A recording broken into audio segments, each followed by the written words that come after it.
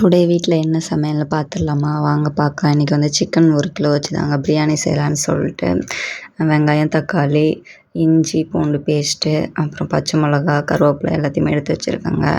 அப்புறம் case on பண்ணிட்டு ஒரு வானல் வச்சுட்டு கல்லெண்ணெய் தாங்க இன்றைக்கி எடுத்துருக்கேன். கல்லெண்ணெய் கொஞ்சம் நல்லா காஞ்ச உடனே சோம்பு கொஞ்சமாக போட்டுக்கணுங்க. சோம்பு வந்து நல்லா பொரிஞ்சு வந்தோடனே வெங்காயம் அரிஞ்சு வச்சுருக்க வெங்காயத்தை வந்து எல்லாத்தையும் போட்டுக்கிட்டு நல்லா ப்ரௌன் கலரில் ஆகிற வரைக்கும் நல்லாவே வதக்கணுங்க. நம்ம வெங்காயம் எந்த அளவுக்கு நல்லா வதக்குறோமோ அந்த அளவுக்கு தாங்க நமக்கு பிரியாணி வந்து டேஸ்ட்டாக வரும். நல்லா ப்ரௌன் கலரில் ஆகிற வரைக்கும் இது பண்ணிட்டு அப்புறம் நம்ம அரிஞ்சு வச்சுருக்க பச்சை மிளகாவையும் கருவேப்பிலையும் போட்டு நல்லா வதக்கணுங்க.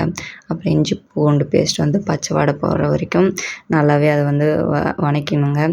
அப்புறம் வந்து நம்ம அரிஞ்சு வச்சுருக்க வந்து தக்காளியை கொஞ்சம் நல்லா போட்டுட்டு உப்பு போட்டுக்கணுங்க. அப்படின்னா தாங்க நல்லா வந்து மசிக்கும்.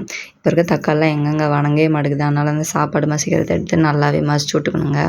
இப்போ வந்து மசாலா போட்டுக்கணுங்க. நான் எதுவும் கடையெல்லாம் வாங்கிட்டு வந்து போடலங்க. வீட்டிலே அரைச்சதாங்க எல்லாம் பிரியாணி. அந்த பட்டை, சோம்பு எல்லாம் வந்து அரைச்சி நானே வச்சுருந்தேன். அதாங்க போட்டேன். கொஞ்சமாக மஞ்சத்தூள் போட்டுட்டு அப்புறம் நம்ம வந்து அலசி வச்சுருக்க அந்த 1 கிலோ கறியை வந்து போட்டுக்கணுங்க. சிக்கனை வந்து ஃபுல்லாகவே போட்டுட்டு நல்லா வந்து அந்த மசாலாவில் நல்லா வந்து பெரட்டி விட்டுக்கணுங்க. அப்புறம் அந்த உள்ளே எல்லாமே மசாலா வந்து அந்த சிக்கன் கிரேவிக்குள்ளே எல்லாமே போகுங்க. அப்படின்னா தான் டேஸ்ட்டும் கொஞ்சம் நல்லாயிருக்கும். அதெல்லாம் நல்லா இது பண்ணோடனே தண்ணி வந்து நான் 1 படி அரிசிக்கு 1½ படி தண்ணி வச்சுருக்கேங்க. 1 கிளாஸ் அரிசினா 1½ கிளாஸ் தண்ணி.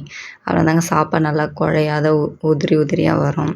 அந்த மாதிரி எடுத்துகிட்டு வானலில் இருக்க அந்த இதெல்லாம் வந்து குக்கரில் அப்படியே மாற்றிக்கணுங்க.